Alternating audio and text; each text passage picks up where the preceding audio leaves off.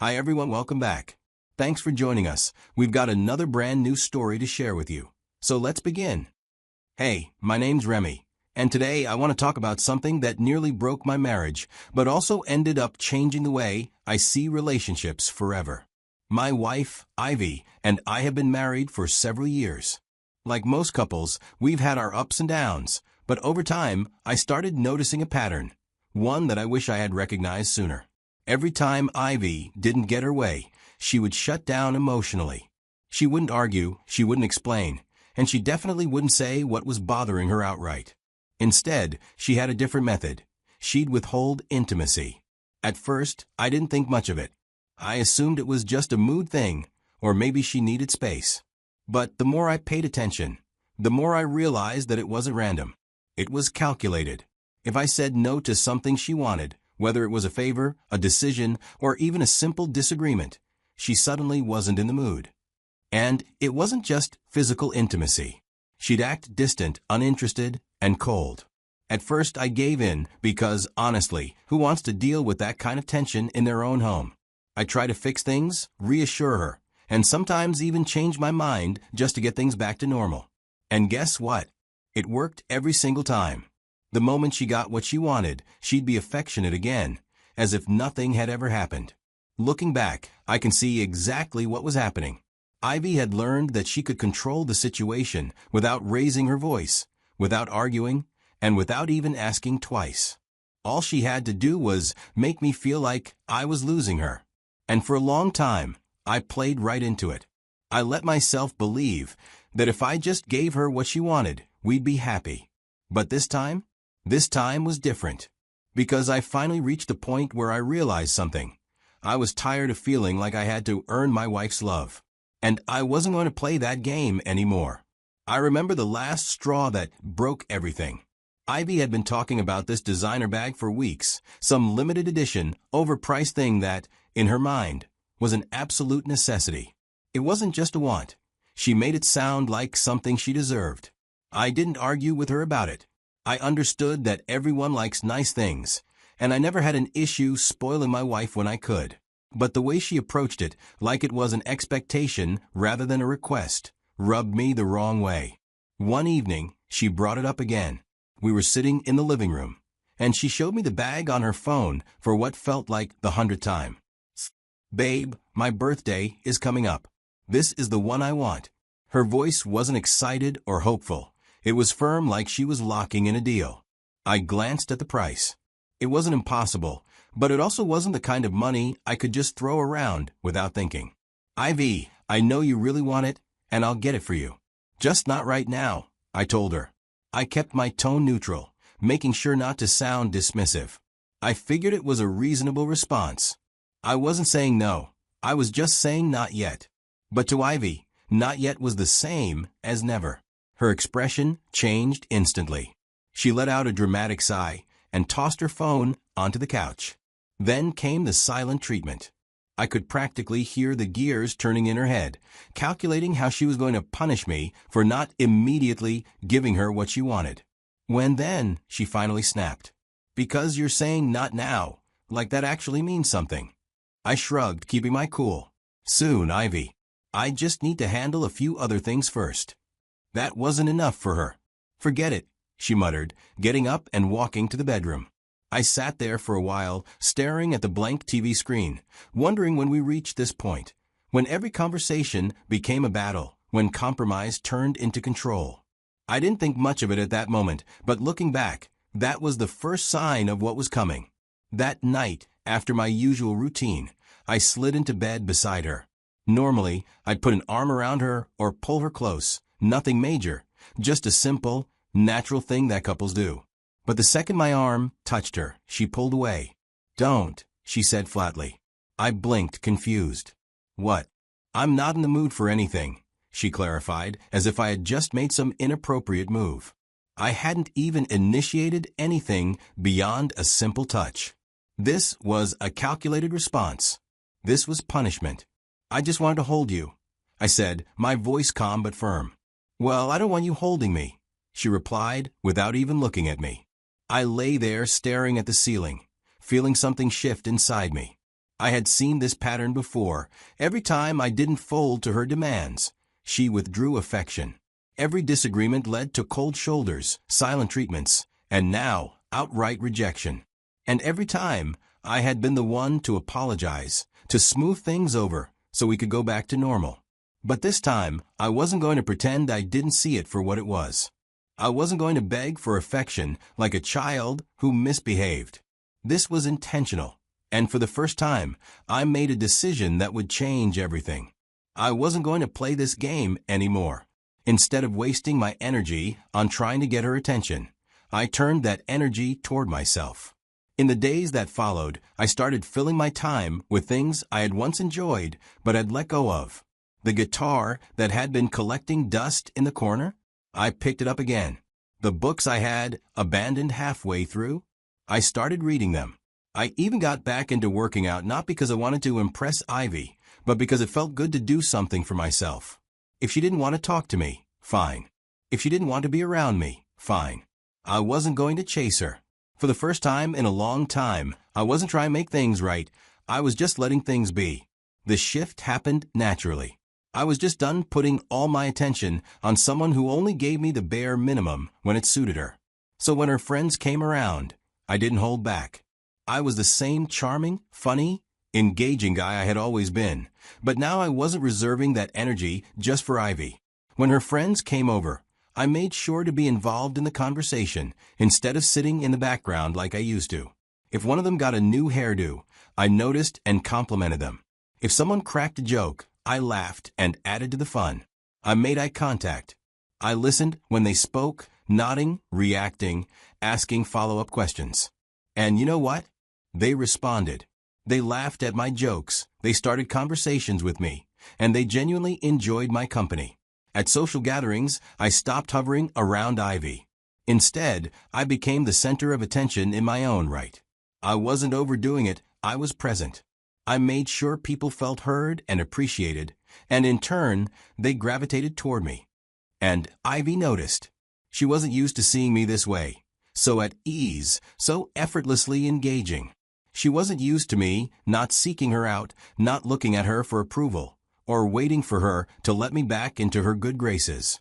For the first time in a long time, I wasn't the one chasing after her. I was just being myself, and suddenly, that version of me was in high demand.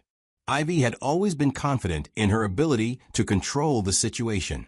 This time, I shifted my energy elsewhere, and it didn't take long for her to notice.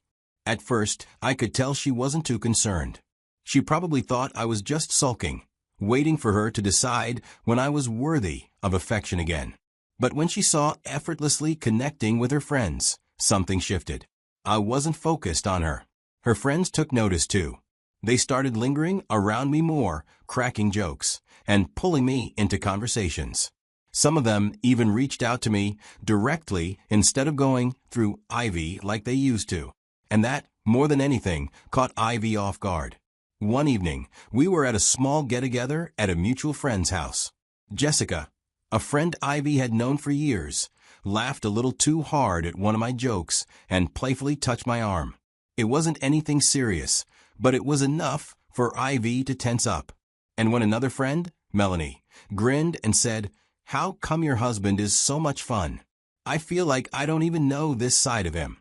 She didn't say anything, but she was paying very close attention now. It only got worse from there. Another friend, Vanessa, playfully nudged Ivy and said, "Girl, if you ever get tired of him, send him my way." She was clearly joking, but Ivy didn't laugh. Over the next few days, Ivy became more observant. I caught her watching me at social events, her eyes scanning my interactions like she was trying to pick apart every conversation, every smile, every laugh. One night, I walked into the bedroom to grab something and found her sitting on the edge of the bed, my phone in her hands. She didn't even hear me come in at first. When she realized I was there, she quickly placed the phone down like she hadn't just been going through it. The funny part? There was nothing to find. I hadn't done anything wrong. But the fact that she even felt the need to check told me everything I needed to know.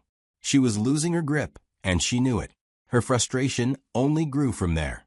The more she tried to find something suspicious, the more it frustrated her that she couldn't. I wasn't cheating.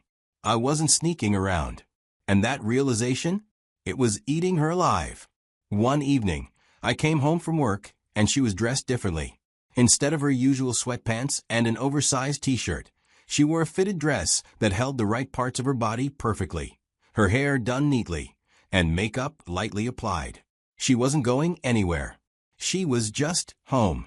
But it was clear she wanted to be seen. Then came the conversations. Out of nowhere, she started making an effort to talk to me again, asking about my day, laughing at things she normally ignored, and throwing in compliments here and there. "You've been looking really good lately," she said once while setting the dinner table. I just nodded and thanked her, keeping my response casual. In the past, I would have taken that as an invitation to get close again, but not this time. I knew what was happening. She was testing the waters, seeing if I'd take the bait and fall back into the same cycle where she dictated when I got attention and when I didn't. Then, something I hadn't seen in a long time, she started cooking my favorite meals. At first, I thought it was a coincidence, but after the third time in a week, it was obvious. Ivy wasn't the type to suddenly turn into a doting wife without a reason. Before, she only did things like this when she wanted something in return. But I wasn't biting. I still talked to her, still sat at the dinner table, still responded when she spoke. But I wasn't acting desperate for her affection anymore, and for the first time, she seemed to feel what it was like to be on the other side of the push and pull dynamic she had built. My attention was no longer something she could demand on her terms. It was something she had to earn. She tried harder. She laughed at my jokes, even the ones that weren't funny. But the thing was, I saw through it all. She was trying to get a reaction, to make me acknowledge her effort, so she could feel like she was regaining control. But I held my ground. For the first time, I could tell, she was the one feeling uncertain. I was sitting in the living room one day, scrolling through my phone, when she walked in and stood in front of me. "I miss how things used to be," she said. Her voice was quiet, but I could hear the weight behind it. I put my phone down and looked up at her. I didn't say anything, just waited. She took a breath, her fingers fidgeting like she was struggling to get the words out. "I feel like we're distant." I kept my face neutral, still not saying a word. I wanted to see where she was going with this.